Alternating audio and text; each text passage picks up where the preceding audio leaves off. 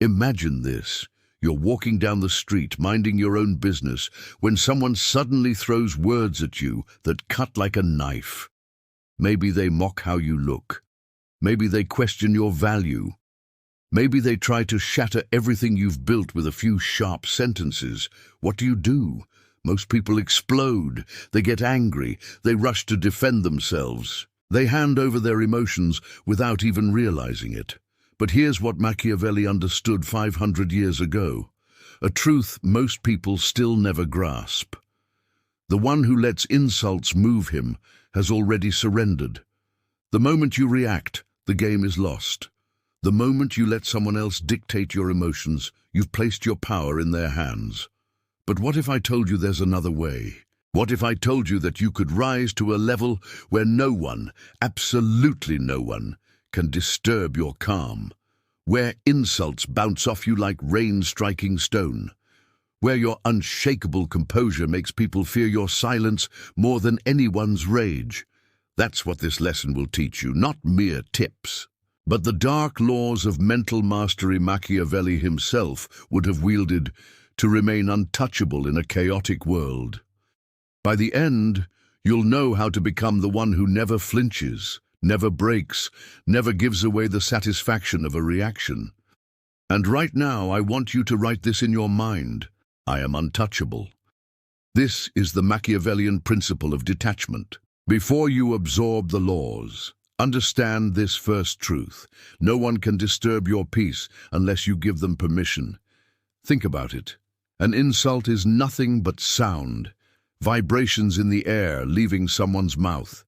The sting doesn't come from the words themselves. It comes from your reaction to them. Power begins where reaction ends. Most people think staying unbothered means weakness, passivity, being walked over. They couldn't be more mistaken. Indifference isn't weakness, it's dominance. It's the highest form of control. When you stop reacting to every provocation, you strip others of their leverage. You seize mastery over your emotional world, and that makes you dangerous. Dangerous in the best way possible. Dangerous because you're unpredictable. Dangerous because you can't be controlled. Dangerous because you own yourself entirely. Here are Machiavelli's 10 dark laws that make you unbothered, untouchable, and unstoppable. Law 1. Expect disrespect before it arrives. Most people wander through life expecting fairness. They expect kindness, respect, decency. And when they don't get it, they're shaken, they're wounded, they're caught unready. But Machiavelli knew better. Disrespect isn't random. It's deliberate. It's a weapon. It's used to test you, to see if they can make you bleed. When you anticipate betrayal, envy, and mockery, nothing rattles you. When you're already braced for the ugliest side of human behavior, you cannot be broken. Think of it this way. If you walk into a dangerous neighborhood, you don't gasp at the sight of crime. You expect it. You're alert. You're ready. Life itself is that dangerous neighborhood. And most people stroll through it with their guard down, wondering why they're hurt again and again. Machiavelli once said, "The wise man does at once what the fool does later." The wise prepare for disrespect. The fool is blindsided every single time. When you expect attempts to unsettle you, they become predictable. And when they're predictable, they lose all power. This doesn't make you bitter. It makes you clear-eyed. It makes you resilient. It makes you strong. From now on, assume some will try to cut you down. Assume some will try to provoke you. And when you're ready for it, you'll face it with ice-cold calm. Law 2. Master the art of silence. Here's a secret most never realize. Your silence carries more weight than any comeback you could deliver. When someone tries to provoke you, when they mock, insult, or bait you, they crave one thing, your reaction. They want your anger. They want your defense. They want you off balance. Your reaction is their victory. Your silence is yours. Think back to the last time someone tried to provoke you and you stayed absolutely silent. What happened? They grew uneasy. They pushed harder. They began to second-guess themselves. That is the quiet force of silence. When you deny them the reaction they crave, you make them doubt everything. Did their insult fail? Are you stronger than they imagined? Are you hiding a plan they can't see? Silence builds mystery. Mystery breeds fear. Fear demands respect. Machiavelli once said, "It is better to be feared than loved if you cannot be both." Your silence turns you into something unpredictable. And the unpredictable are dangerous. The dangerous are respected. But here's the crucial point. Your silence cannot be the silence of someone wounded, lost for words. It must be the silence of someone choosing not to respond. That difference changes everything. The silence of the hurt cries, weakness. The silence of the controlled whispers, power. So how do you develop this silence? Through practice. The next time someone tries to bait you, count to 10 before you reply. Then count to 20. Then try not replying at all. Watch their reaction. Watch their discomfort. Watch how your silence crushes their ego more effectively than any insult ever could. Now seal it with this affirmation. Silence is strength. Law 3. Never let emotions betray you. Outbursts of rage, tears, over-explaining. These are weaknesses your enemies will weaponize against you. The instant you display uncontrolled emotion, you reveal where they can strike. You expose your soft spots. But here's what most people miss. You don't need to erase emotions. You need to command them. There's a vast difference between feeling anger and showing anger. The master feels everything but shows nothing. The amateur shows everything and controls nothing. When someone tries to provoke you, you may feel the fire in your chest, your heart pounding, your hands trembling. That's natural.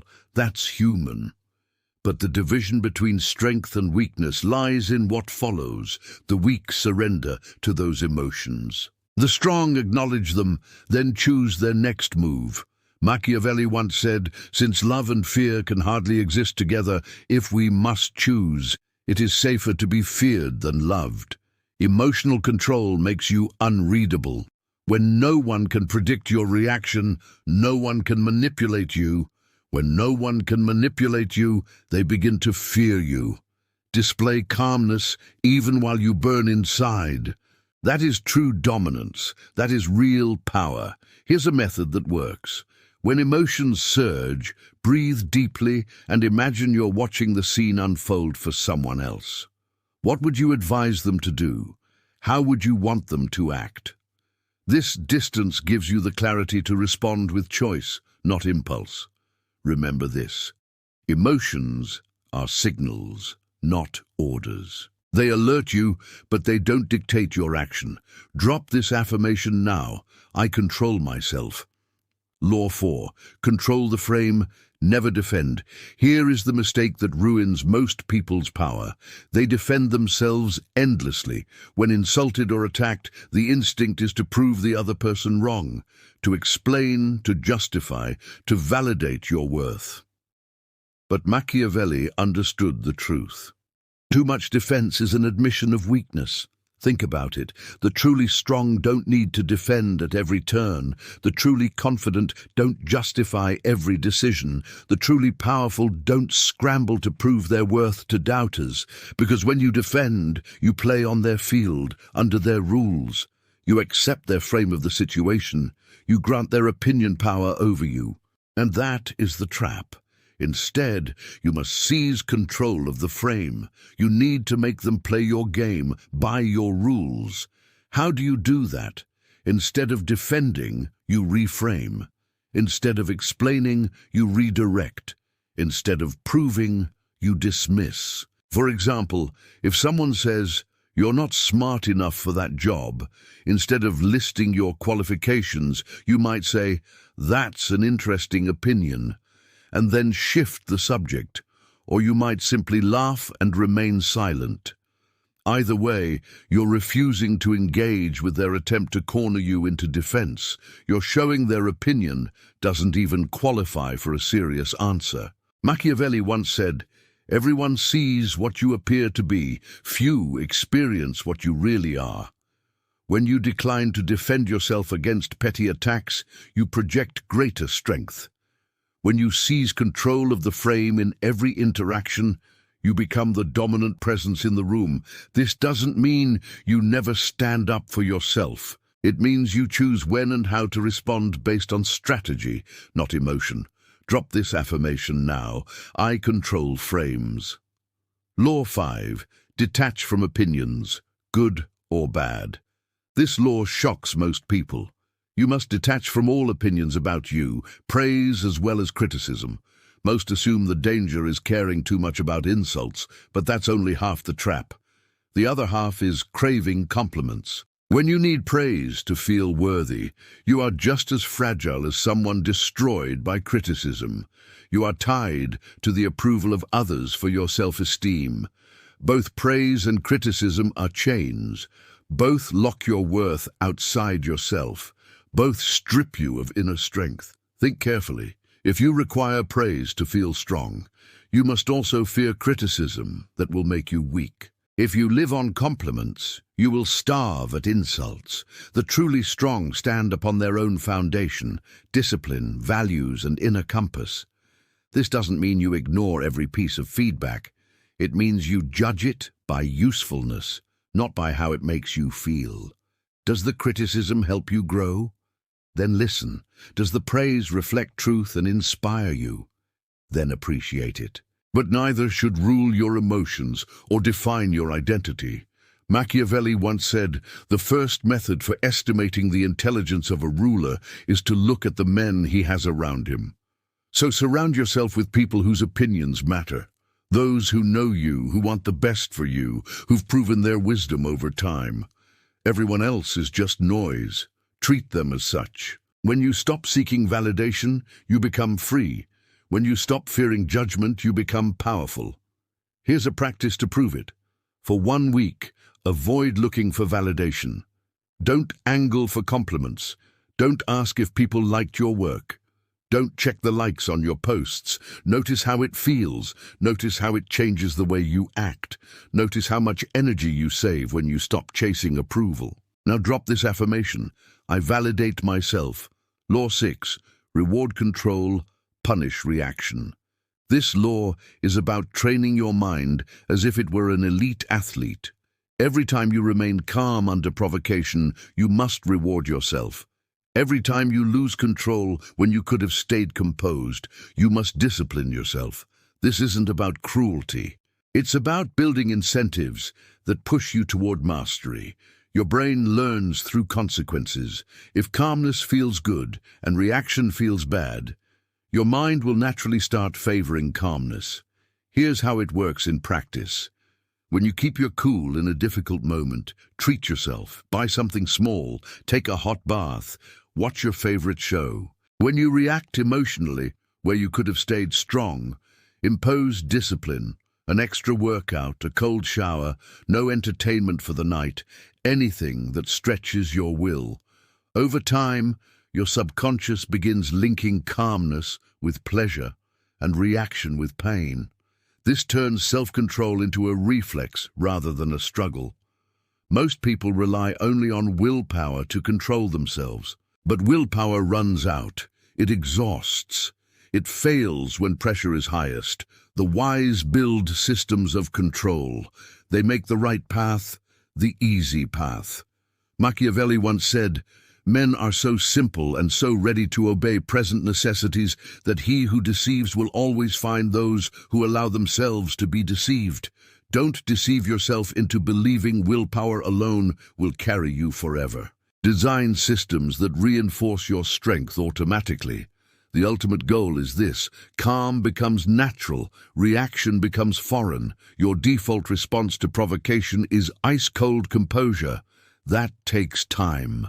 This takes consistency, but the reward is becoming untouchable. Drop this affirmation in the comments. I train myself. Law 7. Use indifference as a weapon. Most people believe they must fight back when attacked. They feel they must defend, argue, or prove the attacker wrong. But masters know the truth. The less you care, the more they care. The colder your indifference, the hotter their desperation for your reaction. Indifference breaks manipulators faster than anger ever could. When you get angry, you give them what they crave, evidence they can pull your strings. But when you remain indifferent, you show them they never had strings to pull. Think about someone you know who genuinely doesn't care what others think. How do people respond to them?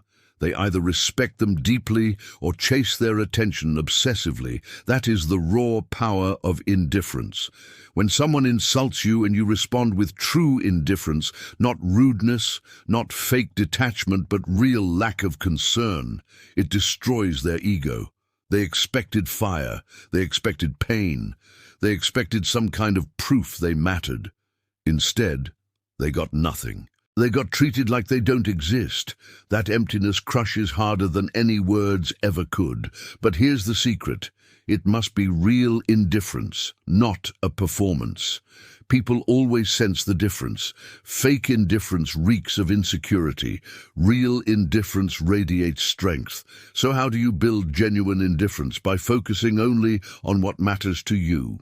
By pouring your emotions into your goals, your growth, your circle of value. By being too consumed with building your life to worry about random noise. Machiavelli once said, "The lion cannot protect himself from traps, and the fox cannot defend himself from wolves. One must therefore be a fox to recognize traps, and a lion to frighten wolves. Be the fox when they bait you with provocations. Spot the trap and walk past it. Be indifferent to their games." Law 8, redirect energy into power. Every insult hurled at you is energy being handed over. The question is, what will you do with it? Most people waste it. They burn it on anger, arguments, or obsessing over opinions.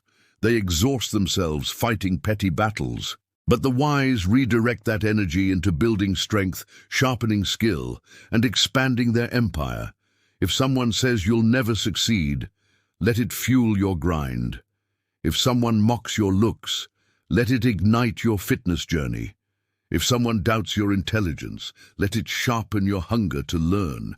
Every attack becomes fuel if you don't set yourself on fire with it. Here's the hidden truth. Every insult is a confession. They reveal their own insecurities, fears, and fragile spots. They also reveal what they think might hurt you. So use it. If they believe your weakness is your appearance, make it your strength. If they believe your weakness is your skill, make it untouchable. Don't burn energy swatting gnats. Use it to become so powerful their insults collapse under their own weight. Machiavelli once said, "I'm not interested in preserving the status quo. I want to overthrow it." Overthrow their expectations. Overthrow their limits. Turn every insult into fire that forges you higher.